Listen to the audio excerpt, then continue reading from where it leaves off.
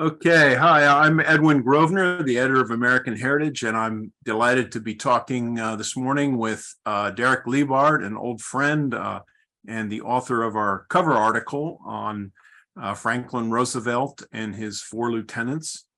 Derek is a distinguished author, tech consultant, co-founder of the U.S. Army Museum. I've read a number of his books. He had a wonderful book. What was it, Derek? To Dare and Conquer? Yes, about special military operations over the millennia. And how they apply to today's world. And that was a really great kind of overview of the various special operations from Korea up to the present time. And then you had, what was that wonderful book, Magic and Mayhem, I think it was? It was a critique of U.S. foreign policy. I zeroed in on the 6 deeply embedded cultural reasons why we keep failing in our international relations. Right. Our belief in what was it? Our belief in the magic men or something you had? Oh, the emergency men, yes. The emergency men. It was very clever. It was very insightful. Well, it shows the downside of the American system. We're the only serious country that populates its ranks of senior foreign policy decision makers with political appointees. Who we come to believe in, and very often they don't meet our expectations. But I'm delighted with your new book, Unlikely Heroes, and it was fascinating to me because there's so many books on FDR. It's hard to have a new look, and I think you've accomplished that. Tell us a little bit about. Well, first of all, you focused on 4 lieutenants. All of whom are known as important aides, advisors, friends of FDR. But a lot of times books kind of focus on the cabinet, the key cabinet people.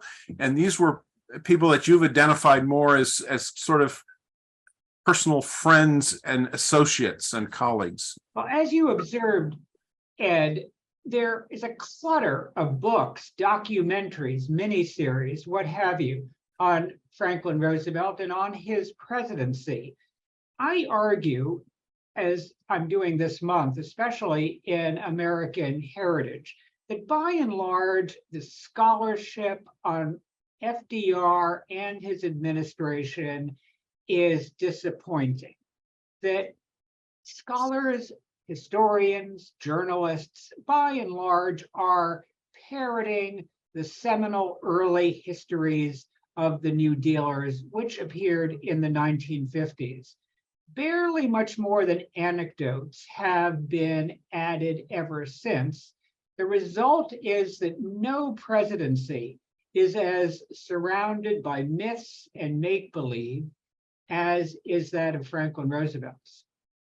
We have this image of him as sort of this Edwardian gentleman, jovial with his, cigarette holder in his mouth and always smiling. But you think that that's not really a totally accurate image? Nobody saw that at the time, except perhaps for the enormous American public. But anyone who worked with him closely, as my so-called 4 lieutenants did, the only officials at the very top from the beginning of the administration to the end, had a much more sardonic look of FDR. So it's silly to hear eminent historians, Doris Kearns Goodwin, speaking, for example, of FDR's humility. Eisenhower, who worked with him very close up during the war years, found him an egomaniac. Another distinguished historian, Professor Brands at University of Texas, writes that FDR didn't use his cabinet and that no one in that cabinet had friendships. This merely parrots the old-fashioned writings of the 1950s and ignores deep subsequent research. Right. Well, I guess you had James McGregor Burns and some of the others who were just so foundational that You're entirely correct. And all of them, I'm sure, published in American Heritage. Arthur Schlesinger, Yeah, they did. Gregor Burns, Frank Friedel, etc. But the state of scholarship on Franklin Roosevelt is really doing little more than parroting the adoring stories of the early writers on the New Deal and on the war. FDR, to be sure, was a titanic leader. And in my view, he helped save democracy during the 1930s and save civilization itself during World War II. That said, there is so much that is unknown about FDR. And I start my article in American Heritage showing that on January 2nd, 1940, it was Franklin Roosevelt who blocked passage of the anti-lynching bill when it was certain in that Senate term to pass the Senate and thereby Congress. And this was not just a one-off disappointment. Time and again, he would block distinct efforts to rescue Jewish refugees out of Nazi Europe. He didn't do this because he was anti-Semitic or racist toward Blacks. These matters were just politically inconvenient for him. And more so than any modern president, he had a ruthless self-centeredness that blocked his taking most any political risk if it might lose votes. So pick your issue, whether it's lynching, whether it's fleeing Nazism, whether, goodness sakes, it's take your pick. The compromises he chose to make with Southern racists, on and on and on. One sees FDR, personally, physically courageous as he was, taking the easy way out when it came to public affairs. Yeah, well, he clearly was very pragmatic. I mean, you see Eleanor Roosevelt being driven by, ideology or her what she wanted to accomplish to improve society, whereas FDR was really pragmatic and trying to get things done. I mean, well, I would offer a mild objection here, because to be sure, he was pragmatic, and that is how he has been portrayed, America's greatest pragmatic politician. But it is hard to apply pragmatism to the anti-lynching bill, which was blocked in 1940. The South by then had rallied the old bulls to get it through the Senate that April. He blocked it cold. Even after those terrible, the lynchings and the blowtorch killings of Blacks, it was really horrible what was going on. Historians and the many, many journalists who have rebranded themselves as historians really have not taken a deep look at FDR on race. They shy away as well from FDR on the Holocaust. So this goes way beyond pragmatism when we describe FDR's ruthless self-centeredness and the extent that he would not take risks on public affairs. Social Security being a domestic exhibit as well. Franklin Roosevelt did nothing, contrary to myth, to push forward the Social Security Act of 1935. That was all due to his excellent appointee, Frances Perkins, Secretary of Labor, the first woman in a presidential cabinet. To be sure, give FDR the credit. He appointed Perkins. He appointed those other eminent administrators, such as Harold Ickes and Harry Hopkins and Henry Wallace. So by all means, give FDR credit for his extraordinarily intuitive ability to identify talent. But it helps nothing to mythologize him as merely pragmatic in so many of these odious, unnecessary steps that were taken for his own political convenience. Mhm. Well, give us a short kind of thumbnail about the four lieutenants, Perkins and Hopkins, and the ones that you've identified as the aides that were closest to him. Indeed, writers on Franklin Roosevelt, whether scholars or journalists, have not had a clue as to how FDR's administration was led. And unless one grasps how a presidency was or is being led, writers are overlooking the basics, and it's very unlikely that other details will align correctly. Each of these individuals, by no coincidence, was as grievously wounded as was the polio-stricken president himself. He chose four individuals whom he intuited would be brilliant administrators. He brought them into the administration right smack at the beginning, gave them extraordinarily powerful positions. And indeed, these four were the only individuals who arrived in Washington with complete blueprints about what they wanted to execute. Perkins on Social Security, Harry Hopkins on rolling out welfare programs nationwide, Ickes, Secretary of the Interior, on conservation and controlling U.S. energy resources, Henry Wallace, who chaired the biggest department of all, which was agriculture, having a vision of achieving equity between America's farmers and industrial workers.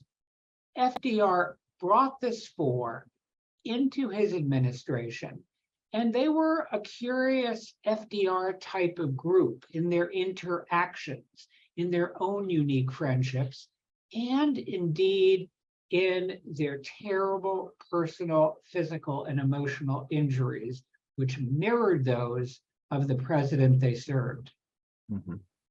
Yeah, can you just outline that a little bit briefly? Well, to be sure, Harry Hopkins, who had the de facto role of Secretary of Public Welfare and during the war was FDR's closest political military advisor, he was a physical wreck, initially by ulcers and then by having 2/3 of his stomach removed in 1937 for a cancer operation, but it was much more severe than that. He was massively self-destructive, flushing away his medical prescriptions, flushing away his nutrients, drinking excessively, to the extent that as Harry Hopkins became ever more crippled himself, he was drawn closer and closer to FDR. The immensely powerful Secretary of the Interior, Harold Ickes, was bipolar by any diagnosis. There were days upon days which he was unable to speak. His diaries chronicle these mood swings, and he self-medicated himself on Nembutal and whiskey. He would not actually see a psychiatrist until the very end, 1945, but it's a classic chronicle of bipolar disorder. Frances Perkins, first woman in the cabinet, Secretary of Labor, the person within the administration who had known FDR just about the longest, had a pathological loneliness to self, as well as a terribly, terribly disturbed family, with her husband being institutionalized for medical disorder and her daughter for schizophrenia. Frances would say that it pained her to even see her photo in the newspapers. It was a sadness, and one can tell this by looking at her eyes in photos and portraits. And Henry Wallace was a genius by any definition. He spoke as an equal with Einstein and with the great economist John Maynard Keynes. Yet his intellect was described by the New York Times as freakish. And that level of freakish intellect also isolated Henry Wallace from so many individuals, including from his own family, kept him aloof and insular, which created serious political issues for him until he came into his own at the end of the Roosevelt presidency. So my point is, here we have the four most powerful individuals acting as a group in American history, most likely, and they were friends and they were terribly crippled, to use the term of the day. And this has gone unnoticed by the many writers on FDR and his presidency. Yeah, it's really interesting that you've grouped them together and you've had that insight of their relation and how FDR, who himself had he appeared in public to be confident and not affected by the polio, but clearly. Well, new material shows that there was much anger, much bitterness behind that polished exterior with FDR. And this is the point that I've emphasized, focusing just on the unknown Franklin Roosevelt in this month's American Heritage. Mm-hmm. Well, these four lieutenants, they got an incredible amount done. I mean, they were the Frances Perkins, and it's fascinating, as you say, Frances Perkins. You can see her at the photo of FDR signing the Social Security Act, and she's right behind him. She's the one. There are all these senators and congressmen around, but she's right with him. But she's kind of looking down and like doesn't look happy.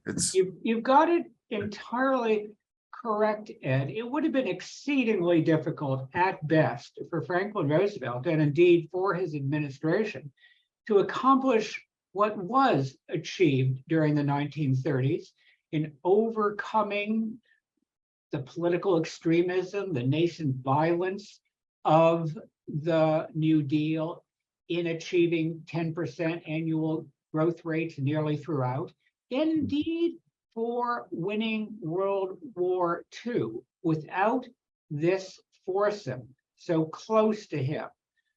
A new argument that I'm making about FDR's presidency is that it would have been exceedingly unlikely as well for the United States to have won World War II had there not been that foundation set in place by the New Deal reforms and institutions. Fascinating. Well, I really applaud your work. Once again, you've done a masterful job. And here's the book. It's really it's a terrific book. Terrific book, Derek. And thank you for writing the cover article for the summer issue of American Heritage. And we're looking forward to the next book. The honor is mine. Much obliged. Thanks, Derek.